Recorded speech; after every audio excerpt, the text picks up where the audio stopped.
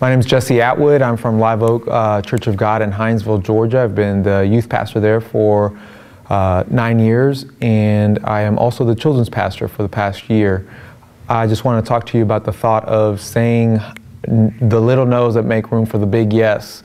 I heard Ed Young say that a couple of years back on a podcast, and it's something that I've had to apply to myself, especially now doing children and youth. We get into the habit of always saying yes to things, and we think we have to say yes, especially if it's ministry related. And I believe that we should say no to the little things, that way we can say yes to the big thing. When we're in youth ministry, we might go to a conference or something, I think we have to have everything, apply everything that we've learned, everything that we see, or something that we've heard another youth church is doing into our own youth church. We have to have that praise team. We have to have a dance team. Maybe if there's an evangelism group, we got to have that. And it turns out, after we're saying all these little yeses to everything, that we have Monday nights, Tuesday nights, Wednesday nights, Thursday nights, maybe our weekends are all tied up with youth events and stuff, and our family starts suffering because of that. And I grew up with my dad, who always said, no matter what is going on in church, family's number one.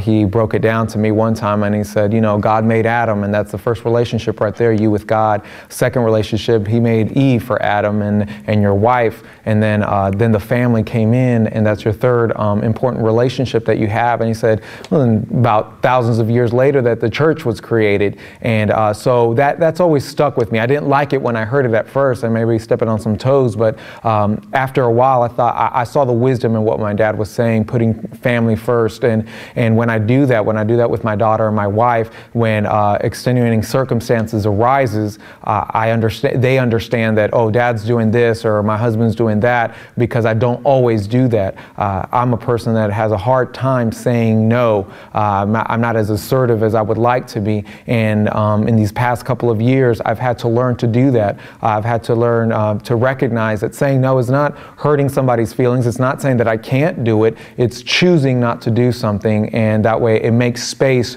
to do something, a big yes event, if instead of having Monday, Tuesdays, and Wednesdays where your nights are tied up, why don't you pull all your resources into a Wednesday night, instead of spreading yourself thin with finances and having to have snacks for whatever Bible study you're having on Mondays, and then you're having a practice on Tuesdays, and then you get together on Wednesdays. You focus all your attention on a Wednesday night, and you say, you know, this is where we're going to pull all of our attention. That frees you up, gives you free time for your family, gives you free time for your mind. And so I've learned that, and it's hard to apply. I'm still in the learning process of having to tell people and say, you know, well, I choose not to do that. I can't do that right now. We get lots of flyers as youth pastors for revivals, you know, almost every weekend. And, you know, you have to look at it and say, you know, where do I want my financial resources to go? The little bit that we have, where should we pay for gas and the van to ride and the time to go somewhere? Well, you look at it, you do a lot of little